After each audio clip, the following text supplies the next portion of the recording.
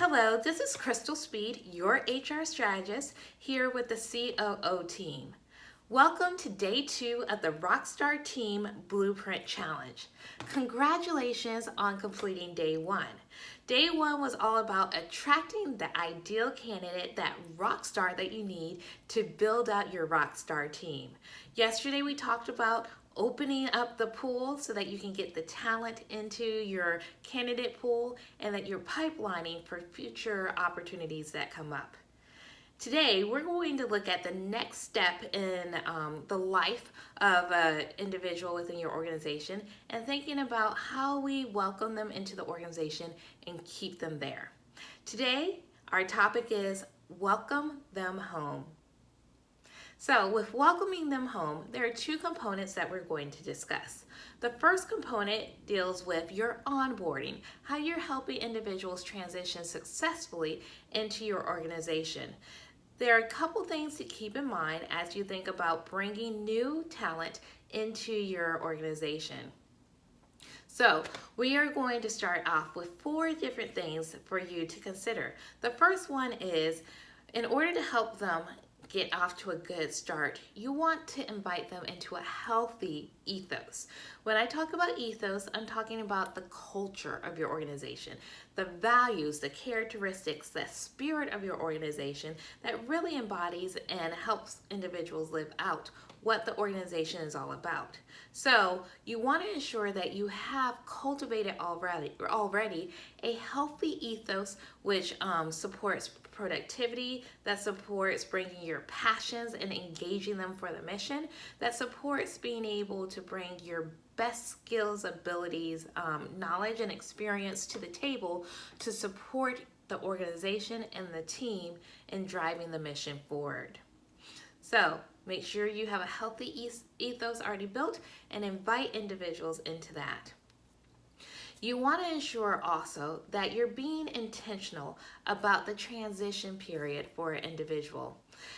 I like to look at the first 90 days that an individual is with your organization and being real intentional about the experiences, the conversations, the tasks that they will be involved in during that 90-day period.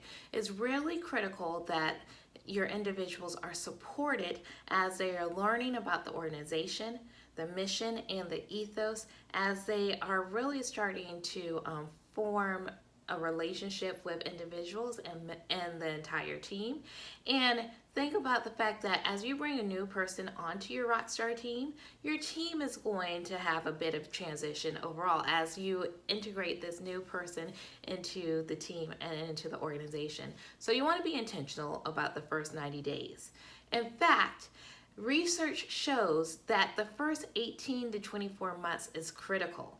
So if you want to go above and beyond, then think about not only the first 90 days, but well beyond that, and how you're supporting your individuals and really being successful, understanding how they support the organizational strategic goals and how their role integrates and supports and works well with others. So that's the second one. Be intentional about the first 90 days. You also want to ensure that you're fostering open, honest, and transparent conversations and dialogue. And these conversations should be multi-directional, not necessarily top-down, but having opportunities for individuals as they're learning about the organization, as they're learning about their particular position, to be able to come to you or other leaders in your organization with questions, with any difficulties or challenges that they're having, with suggestions. Perhaps they're finding that there is something that could be done better as they're learning something new. And so just having an opportunity for open dialogue. And this is super important and helpful for an individual who's new to know that, hey, I can come to other members of my team, or I can come to my leaders to be able to ask questions without fear of being penalized or looked down upon, that I can share suggestions, I can actually provide feedback in regards to how the transition is going. Also within onboarding, you want to ensure that you're nurturing you're nurturing your new employees or your new people by offering mentorship. Now, as the leader of your organization, you do not need to be the only one responsible for providing mentorship. Perhaps there's others in your organization who can do that, but you do want to have some level of mentorship. Again, that offers an opportunity for the individual to be able to ask questions to maybe a trusted individual. Also, you're investing in that person. You're investing time, you're investing resources, you're investing knowledge into this person to help them really be able to get caught up to speed and to be able to successfully transition into your organization.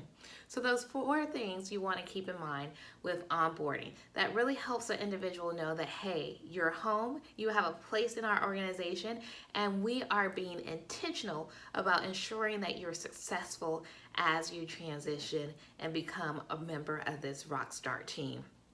The next thing that you want to think about is in regards to team engagement and morale.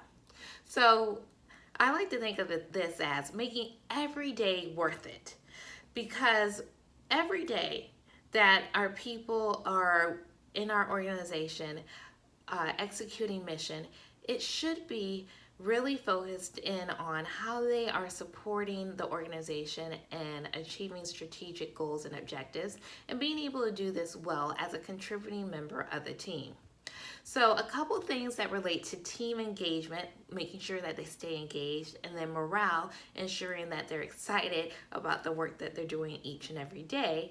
The first thing is to think about ways that you can celebrate success. And I would say big successes as well as small, maybe incremental or milestone successes. You may be celebrating individual successes. You may be celebrating success of the team, but finding meaningful ways to celebrate what individuals are doing, what teams are doing to contribute to the success of the organization. Some ideas might be during a staff meeting, recognizing an individual or maybe a project team that have really executed something very well. Perhaps they have exceeded expectations on a project. Well, recognize that. It may also mean, a special treat one day because of the hard work that people are doing. Perhaps they're putting in a few extra hours in order to really meet a pretty aggressive timeline or deadline. Find meaningful ways to really be able to show people that, hey, they matter. What they're doing is contributing to the success of the organization. And your success, let's celebrate, because ultimately it's the success of it. It helps with the success of the organization. Also, you want to empower your people. You want to empower them for decision making, so giving them the tools and the resources to be able to make decisions. You want to empower them for ownership, so if there are tasks that they're responsible for, allowing them to really own that and have some sense of autonomy around that as appropriate. Also, you want to empower your individuals to innovate and to continuously improve in the areas that they're supporting. With these areas of empowerment, is really supporting the team to not be reliant upon you as a leader, but really understanding that, hey, each of us are able to contribute at high levels. Each of us have a part to play, and knowing that you have a significant part to play in the overall success of the organization is a really key motivator for many people to be able to do their very best and to be engaged in not only their work, but in the total product that the organization is putting out, the product or service.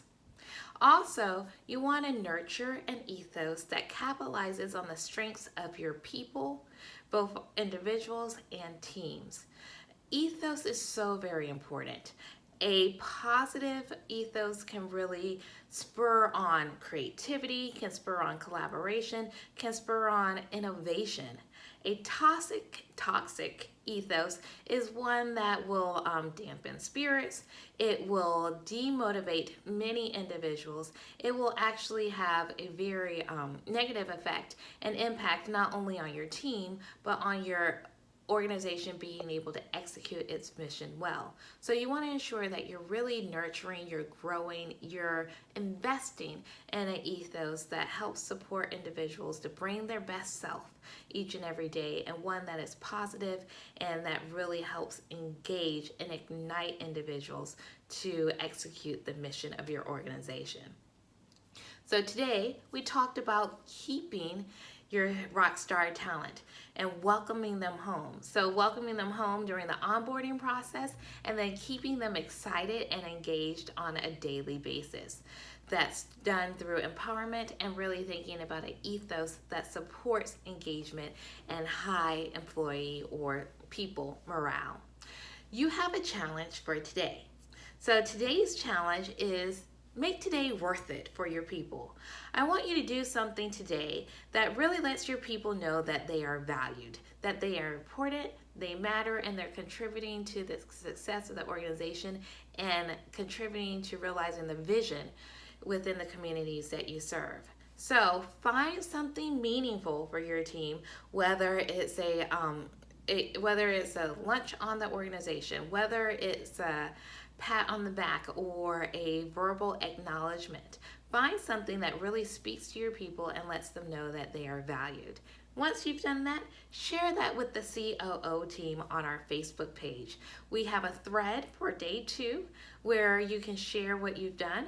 We're asking that you show us in a GIF, so just something kind of fun, light, that helps give us a picture of what you've done. And then, because they're not always understandable on their own, write us a sentence explaining what it is that you did to let your people know that they're appreciated, and let them know that, hey, today is worth it. We see how you're contributing and we want to celebrate you. Until next time, day 3, have a wonderful day and continue to do great things in this 3-day Rockstar Team Blueprint Challenge. Take care.